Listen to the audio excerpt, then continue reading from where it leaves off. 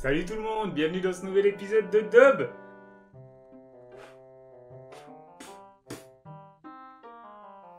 Dis-moi, est-ce que je te fais chier moi quand tu fais tes trucs de chat? C'est arrivé une seule fois. T'avais promis de pas en parler en plus.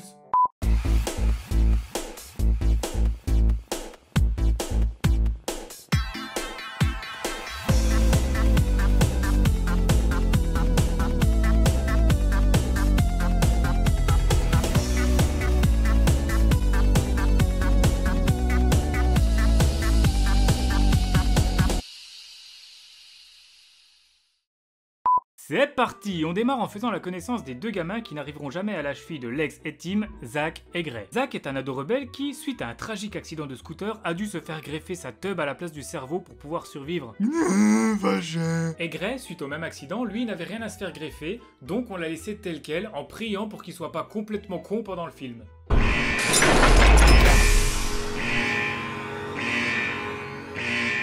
Il est complètement con.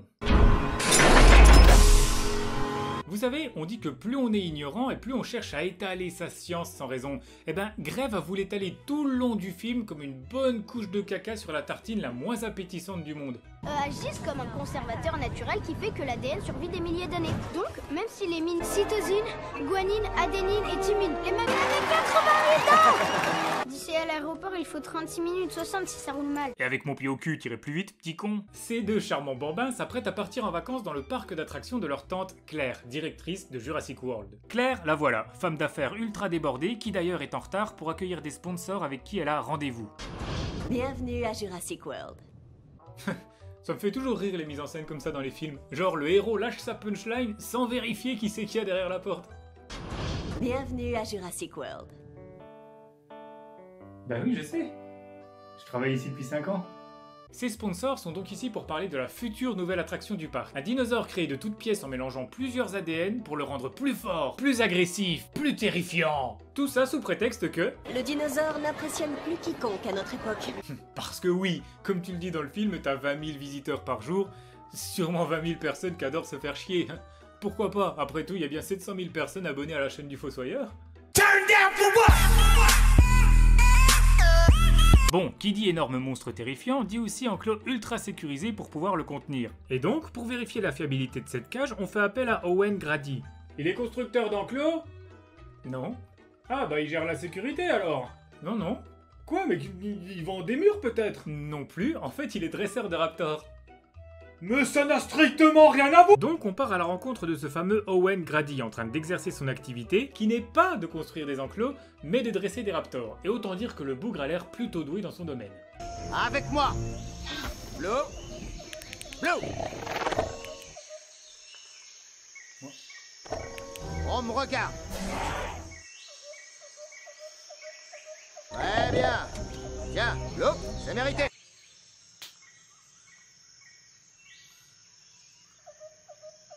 Une fois sur place pour examiner l'enclos, ils s'aperçoivent que le dinosaure n'est plus à l'intérieur et paniquent qu'il a probablement escaladé le mur vu les traces de griffes sur celui-ci. Et là c'est l'heure de notre jeu, qu'est-ce que c'est qu'ils vont faire? Allez c'est parti, on joue tous ensemble. Question, qu'est-ce que c'est qu'ils vont faire? A. Ils vont localiser l'Indominus grâce à sa puce GPS dont on vient juste de nous parler. B. Ils vont demander aux 30 ouvriers autour de l'enclos si par hasard ils auraient pas vu un monstre de 8 tonnes sortir discrètement. C. Ils vont rentrer dans la cage pour vérifier eux-mêmes. Attention, il y a un piège. Et la bonne réponse, je suis sûr que vous l'aviez tous, c'était la réponse D. Ils vont rentrer dans la cage pour vérifier eux-mêmes comme des putains de gros mongols. Et là, c'est la catastrophe. Parce qu'en fait, l'Indominus Rex avait simplement baissé sa température corporelle pour se rendre invisible aux caméras thermiques. Quelqu'un peut expliquer? Vous pouvez pas comprendre! Du coup, elle en profite pour s'échapper et commence à foutre un peu le bordel dans tout le parc. It was at this moment Jackson knew. Pendant ce temps, nos deux personnages préférés réussissent à semer leur babysitter. Parce qu'ils avaient envie de se promener dans le parc et de faire des attractions. Alors que cette connasse là, elle voulait les emmener se promener dans le parc et faire des attractions.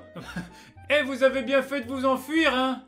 Du coup, ils profitent de leur liberté fraîchement acquise pour embarquer à bord d'une gyrosphère, une grosse boule en verre permettant de se déplacer entre des troupeaux d'herbivores et avec laquelle ils vont partir en hors-piste illégale pendant une alerte qui donne l'état d'urgence. Donc, je résume. Premièrement, ils laissent tomber leur guide pour se perdre tout seuls dans un parc immense entouré de 20 000 inconnus. Deuxièmement, ils s'amusent à provoquer des dinosaures de 8 tonnes pour se faire piétiner. Troisièmement, ils choisissent d'ignorer l'alerte leur demandant de se mettre en sécurité. Et quatrièmement, ils trouvent une brèche suspecte dans la clôture qui n'a certainement pas été ouverte par un lapin sauvage et ils décident d'y aller. Mais c'est quoi cet instinct de survie qui pue la merde? Grey, viens voir! J'ai trouvé un trou plein de bouts de verre et de maladies. Allez, viens, allons mettre notre pénis dedans. Je mettrai mon pénis. Bon, allons voir du côté de l'équipe d'intervention spéciale envoyée pour chasser l'Indominus Rex. Vont-ils réussir à la capturer? Ok, les mecs ils vont avec des filets et des matraques électriques. Quel suspense! On se demande vraiment s'ils vont pouvoir battre un dinosaure. C'est bon, les gars, je m'en occupe.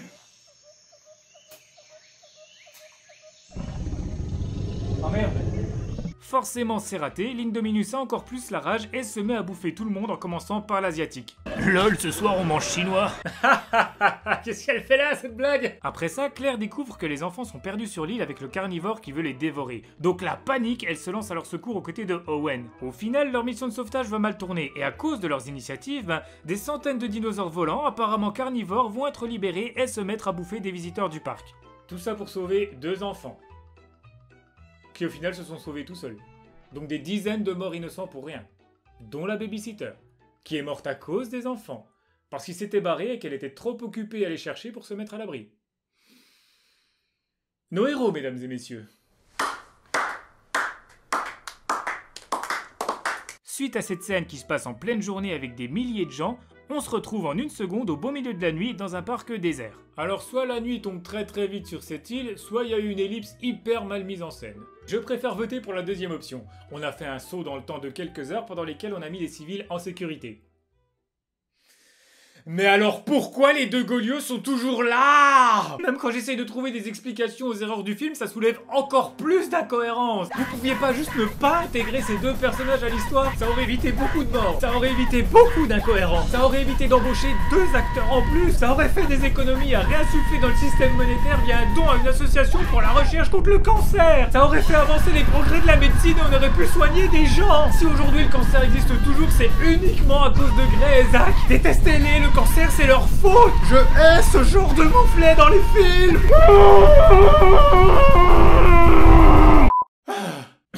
Excusez-moi, j'ai craqué, ça va mieux.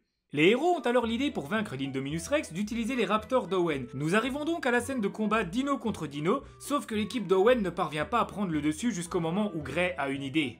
Il nous faut plus de dents. Ce qui, dans la langue des débiles, veut dire « libérons le T-Rex pour nous aider ».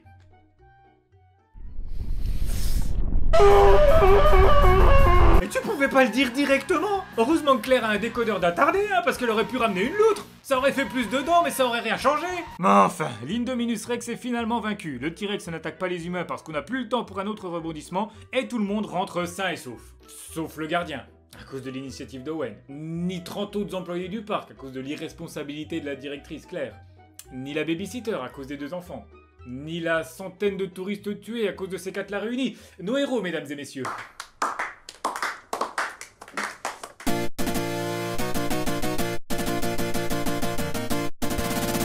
Il y a 2 choses qui vont pas dans ce film. Non. En fait, il y a 3500 choses qui vont pas dans ce film, mais je n'ai le temps de vous parler que de 2 choses. J'ai même pas de montre. Ce qui fait le succès de la licence Jurassic Park, selon moi, c'est cette opposition entre 2 univers totalement différents. Le passé sauvage et le présent civilisé. Cette opposition est donc constituée de 2 composantes essentielles qui sont ici, les dinosaures et les humains. Si on commence par les humains, j'ai pas grand chose à en dire. Owen est cool mais pas spécialement attachant et le personnage de Claire subit une évolution au cours du film, voyant les dinosaures comme un business puis comme des êtres vivants à part entière. Ce qui est plutôt sympa. Pour le reste... Bah, le méchant est méchant parce qu'il est méchant, Omar Sy dans Jurassic World est aussi utile qu'Omar Sy dans X-Men, et les 2 gamins, comme dirait ma grand-mère, eh ben ils ont été démoulés trop chauds. Et c'est peut-être que moi, mais Graham est insupportable.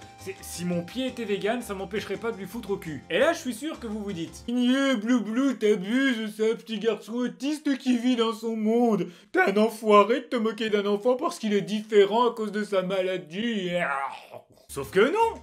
Moi aussi j'ai cru ça au début, mais non! L'équipe du film a officiellement déclaré que Gray n'était pas autiste. Gray est juste con comme un balai. Eh, au moins nous on sert à faire le ménage. Oh mon dieu, un balai qui part! Ensuite, concernant les dinosaures, pour éviter de dire des conneries, j'ai préféré faire appel à un grand spécialiste en la matière. Je vous demande donc d'accueillir sur cette chaîne l'éminent Jack Horner, l'un des plus grands experts en paléontologie du 21e siècle, mais aussi le scientifique qui a conseillé Steven Spielberg pour Jurassic Park. Pardon. Oui, allô? Ici la mise en scène. Ouais, allô, c'est Cédric Jurassic, je cherche à parler à un certain Blublu. Blou-blou? Ouais, sûrement, j'ai un message de la part de Jack Horner, il dit qu'il pourra pas venir parce qu'il te connaît pas et puis bah qu'il en a rien à foutre. Oh non, fais chier, mince. Mais pourquoi c'est toi qui me dis ça? Je sais pas, hein, peut-être parce que ta mise en scène c'est de la merde. Ouais, ça se tient. Ah, mais comment je vais faire pour trouver quelqu'un qui peut me parler des dinosaures de Jurassic World, moi, maintenant? Bah, si tu veux, j'ai 30 secondes à t'accorder. Tu t'y connais en dinosaures? Non, je suis expert en pâté de campagne, hein, mais j'aime bien rendre service. Allez, ça marche, je te laisse la parole. Yeah, cool. Je sais pas pourquoi, mais... J'adore le pâté de campagne.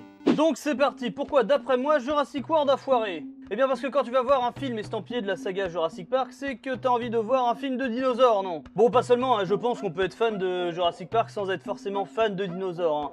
Mais pour une grande partie du public, hein, un Jurassic Park c'est aussi synonyme et surtout de découverte de nouvelles bestioles. Et même plus loin que ça, un Jurassic Park premier du nom avait carrément donné une autre vision de ces animaux disparus, qui avant ça avait l'image de grosses créatures lentes, maladroites et pas du tout adaptées, sauf qu'on sait maintenant que c'est complètement faux. Juste comme ça, hein, ils ont prospéré pendant 170 millions d'années, et nous on est là seulement depuis 200 000 ans. Bref, du coup, oui, Jurassic Park 1 avait un peu donné une nouvelle vision hein, sur l'apparence et les comportements de ces animaux en 1993. Donc on aurait pu en toute logique se dire que Jurassic World, 25 ans après, aurait suivi cette voie tant qu'à faire, et réactualiser ce regard avec les découvertes d'aujourd'hui qui sont de plus en plus précises. Mais non, au contraire, hein, les erreurs scientifiques du premier film sont toujours là. Je pense notamment aux poignets cassés et aux plumes sur les raptors, mais ils régressent carrément sur certains points. Je pense par exemple à l'apparence de certains herbivores, la queue des stégosaures tombants, les gallimimus beaucoup trop lisses et écailleux. Mais surtout, comme je l'ai dit, c'était l'occasion aussi de découvrir de nouvelles bestioles. Hein. Après tout, on est dans une nouvelle saga. Bah, oubliez ça tout de suite, hein. Les dinosaures du film sont ceux qu'on a déjà vus, hein, c'est-à-dire l'éternel duo T-Rex-Velociraptor, rejoint cette fois-ci par un troisième, hein, l'Indominus Rex, qui n'existe pas. Et c'est là pour moi le plus gros point noir de ce Jurassic World.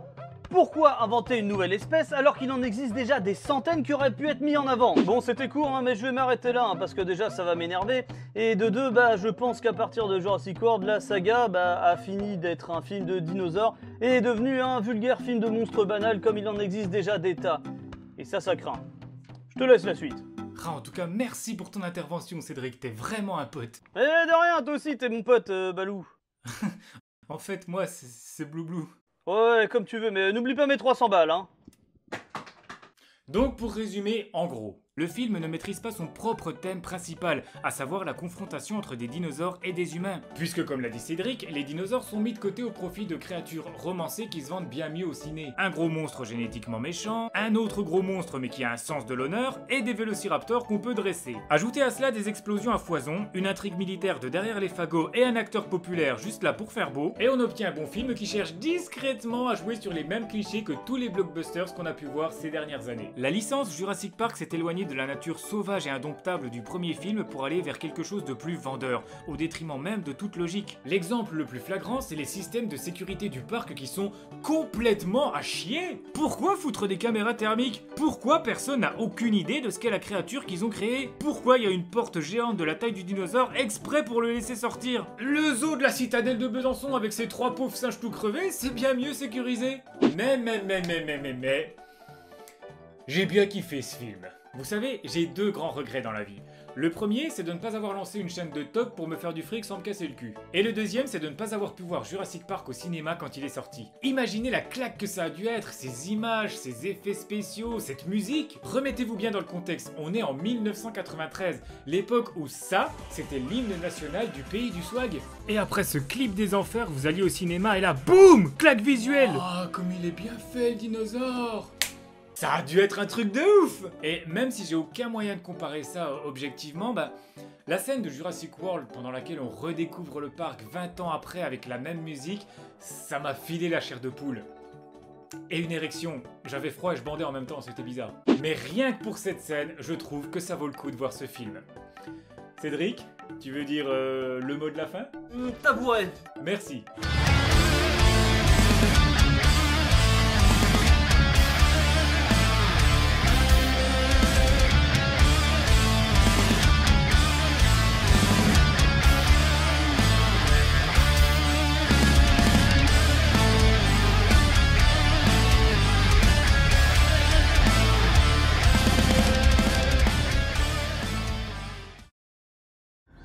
Je t'avais dit qu'on se retrouverait, tu t'en souviens, non?